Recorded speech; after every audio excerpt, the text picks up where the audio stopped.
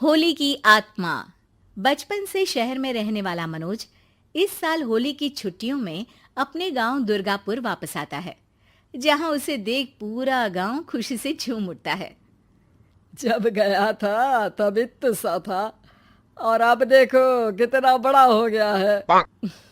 हाँ सरपंच जी, जब मैं गया था तब आप भी बहुत जवान थे और अब देखो कितने बूढ़े हो गए हैं आप। चलो चलो बढ़िया है। बच्चा घर वापस आ गया। इसी खुशी में आज रात पार्टी होगी। क्या बात है, गांव में भी पार्टियां होने लगी। वैसे अगर पार्टी की बात है तो आज क्यों सीधा होली पार्टी करते हैं। होली पार्टी की बात सुन चहल पहल में अचानक सन्नाटा छा जाता है, जिसे देख मनोज को कुछ अजीब लगता है, लेकिन तभी सरपंच बात पलट देता है। अब बहुत देर हो गई, चलो सब अपने घर चलो, पार्टी के बारे में कल सोचेंगे। मनोज भी मम्मी पापा के साथ घर आ जाता है, पर होली पार्टी और उस पर पूरे गांव की खामोशी वाली बात अभी तक उसके जहन से निकलती नहीं। पापा, होली पार्टी की बात पर सब चुप क्यों हो गए थे? अरे होगी उनकी कोई अपनी बात। मुझे गांव की पंचायत ही थोड़ी पता है। थक गया हूँ, चलो सो जाते हैं, कल बात करते हैं। पापा की बात मानते हुए मनोज भी सोने चला जाता है। आज तो छुपा लिया, लेकिन हफ्ते बाद जब होली का दिन आएगा तब इसे कैसे रोकोगे? अगली सुबह सूरज के साथ ही मनोज भी गांव घूमने निकल जाता है, जिस पर रास्ते में उसे अपनी ही उम्र के कुछ लड़के भी मिलते हैं, जिनसे दोस्ती कर अब वो उनके साथ घूमने लगता है। इसी तरह कुछ दिन बीत जाते हैं और होली नजदीक आने लगती है। दोस्तों, होली में 4 दिन ही बचे हैं, पर गांव में उसकी कोई तैयारियां क्यों नहीं दिख रही? क्योंकि यहाँ होली नहीं मनाई जाती। अरे पर ऐसा क्यों? वो राजा भूषण। अरे तुम 4 दिन के लिए आए हो, क्या इतना सोच रहे हो? चलो कुछ खाने चलते हैं। इसी के साथ एक बार फिर होली की बात को टलते हुए देख मनोज को शक होने लगता है। वो घर पहुंचते ही इंटरनेट पर अपने गांव और राजा भूषण के बारे में जानकारी निकालने लगता है। क्या? मुझे आज तक ये नहीं पता था। ऐसा कैसे? किसी ने मुझे कुछ बताया क्यों नहीं? सारी जानकारी लेने के बाद मनोज गांव वालों या अपने मम्मी पापा से कुछ पूछे बिना खुद ही उसकी सच्चाई के बारे में छानबीन करने लगता है, जिसके चलते वो राजा भूषण की हवेली में पहुंचता है। वाह, क्या हवेली है यार। पर क्या यहाँ सच में कोई भूत है? हेलो भूत जी, कोई है क्या? हम इस साल गांव में होली सेलिब्रेट कर रहे हैं, क्या आप उस पर थोड़ा इंटरव्यू देंगे? मनोज के ऐसा बोलते ही गांव में तूफान उठ जाता है और हवेली में रखी सारी चीजें हिलने लगती है।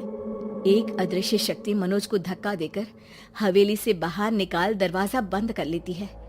ये सब देख मनोज हैरान रह जाता है। क्या अभी मुझे हवा ने धक्का देकर बाहर निकाल दिया?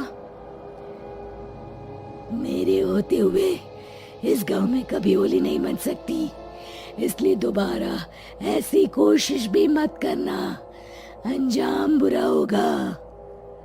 आवाज सुन मनोज हैरानी से इधर उधर देखने लगता है, पर उसे कोई दिखाई नहीं देता। वो गांव वापस आ जाता है, जहां तूफान की वजह से सब कुछ तहस महस हो चुका होता है। आखिर ये तूफान आया कैसे? ना ऐसा कोई मौसम था और ना ही हमने होली का त्योहार मनाने की बात की थी। सरपंच की बात पर कोई रिएक्शन दिए बिना मनोज चुपचाप अपने घर चला जाता है। इस तरह देखते ही देखते होली का दिन भी आ जाता है और मनोज रंग लेकर गांव में निकल जाता है, लेकिन गांव पूरी तरह खाली होता है। अरे त्योहार का दिन है, धूमधाम की जगह मातम क्यों मनाया हुआ है? मनोज की आवाज सुन सब अपने घर की खिड़कियां खोल के घर के अंदर से ही उसे वापस जाने के लिए कहने लगते हैं, पर वो किसी की नहीं सुनता। तुझे पहले भी समझाया था, अगर होली खेलने की कोशिश भी की तो अच्छा नहीं होगा। अरे बात मान लो बेटा, तुम्हें सच नहीं पता। मुझे सब पता है। सालों पहले इस राजा ने एक अंधविश्वास फैलाया और आप लोग आज तक उसे मानते आ रहे हो। अरे बेटा, जब तुम पैदा भी नहीं हुए थे उससे भी बहुत पहले से इस गांव पर होली का श्राप है। अगर गांव में होली का त्योहार मनाया जाता है तो प्रलय आना पक्की बात होती है।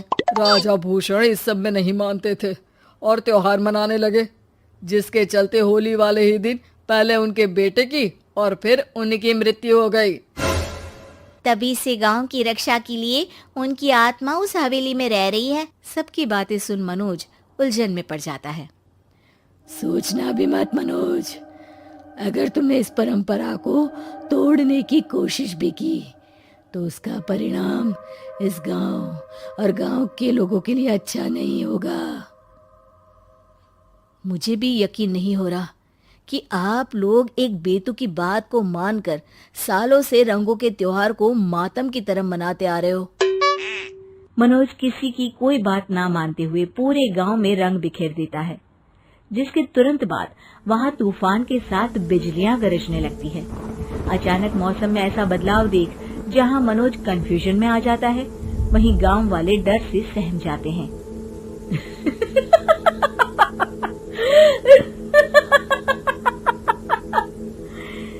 इस लड़के ने हमारे जैसे सिर्फ अपने स्वार्थ के लिए नहीं बल्कि पूरे गांव की खुशियों के लिए यहाँ होली मनाई है, जिस वजह से अब इस गांव पर होली का श्राप टूटता है।